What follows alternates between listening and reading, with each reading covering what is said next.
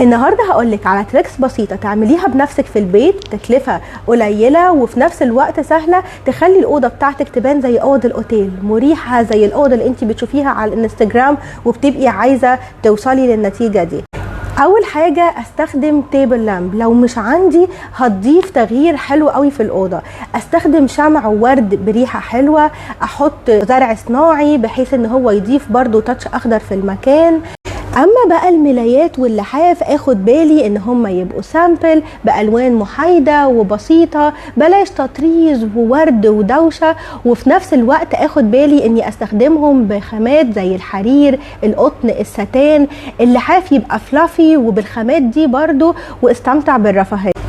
استخدم الشلف ديفايدرز في الظرف والدروورز ديفايدرز في الادراج بحيث ان المكان يبقى دايما عندي مترتب، وحتى لما اخد قطعه يفضل الدرج مترتب، فده يخلي دايما الاوضه عندي مترتبه.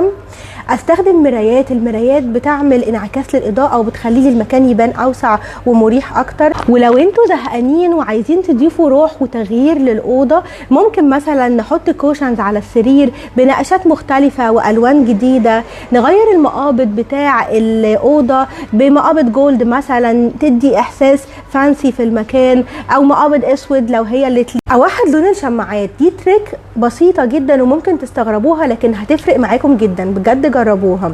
وفي نفس الوقت الهدوم اللي بنفس اللون احطها ورا بعض بحيث ان المكان في الاخر يبقى برضو شكله متناسق ومريح.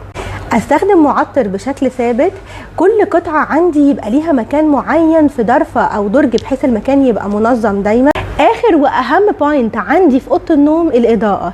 احنا متفقين ان الاضاءه بتضيف سحر للمكان وهي اهم عنصر في الديكور، فاخلي الاضاءه في الاوضه مش صفرة قوي وبرده مش بيضة. الاضاءه عند 2700 كلفن او 3000 كلفن بتبقى مناسبه ووسط وبتديني المود اللي انا عايزه. وممكن اضيف بقى اضاءه سوفت زي ليد لايت او فلور لامب او حتى تيبل لامب.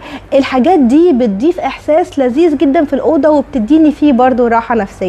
جربوا اي حاجه من التريكس دي وقولوا لي ايه اكتر حاجه عجبتكم وصوروا لنا.